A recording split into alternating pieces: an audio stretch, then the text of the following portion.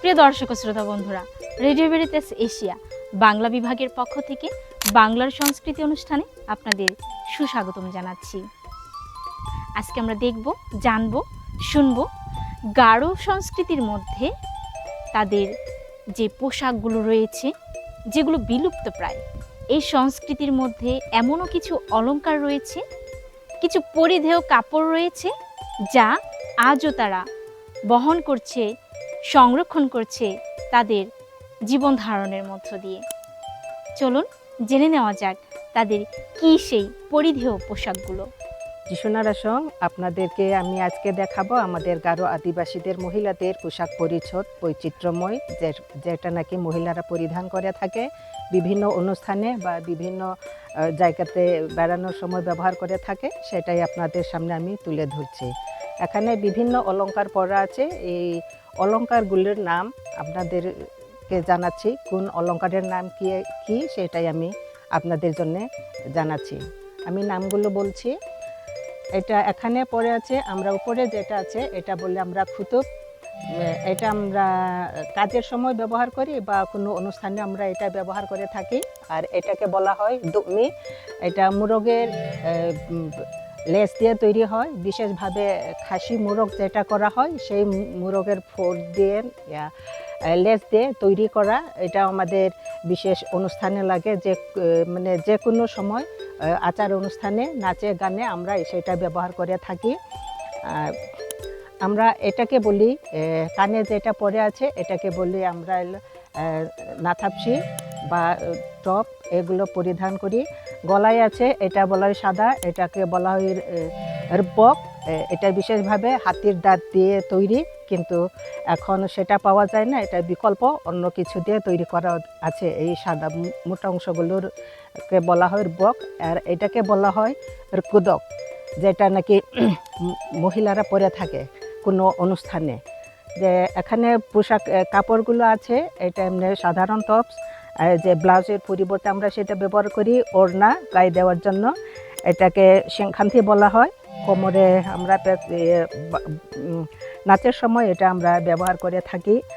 হাতে আছে একটা, এটাকে বলা হয় বয়লা। সাধারণত সে আগিলা মহিলারা এটা অনেক রূপা দিয়ে তৈরি, ব্যবহার করা হয়তো। আর এটা আছে সাধারণ চুড়ি, সাঙ্গং, আমরা বলি সাঙ্গং, এটা হলে মহিলারা পরে থাকে। আর আমার হাতে যেটা আছে সেটা হলো রুকমাচু, এটা পুরুষরা ব্যবহার করে থাকে ওয়ানগালার সময় কোন অনুষ্ঠানে এটা ব্যবহার করে থাকে। এখন আমি দেখাবো আরেকজনের গায়ে আছে সব রূপা দিয়ে তৈরি। এখানে আছে, এটাকে বলা হয় নামলেং, যেটা কানের ওই খুতুপের মতো দেওয়া হয়। আর এটা হলো রূপার তৈরি, এটা হলো খোখাশিল। নাচের সময় আমরা এটা ব্যবহার করে থাকি ওয়ানগালা অনুষ্ঠানে। তারপরে আছে গলায়, এটা হলো আমরা বলি ঠাঙ্খা সরা।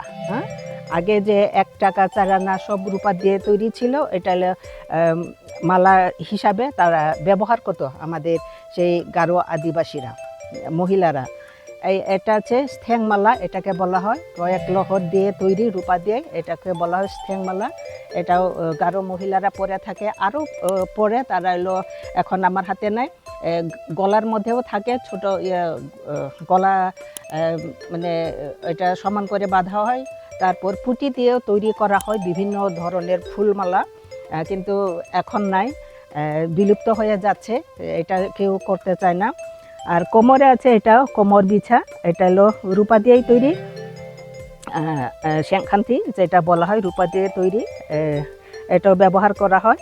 তারপরে আছে, এখানে আছে কাটাবাজু।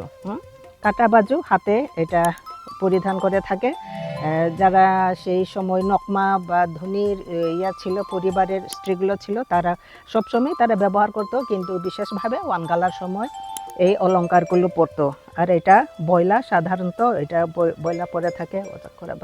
এটাকে বলা হয় সান্থক।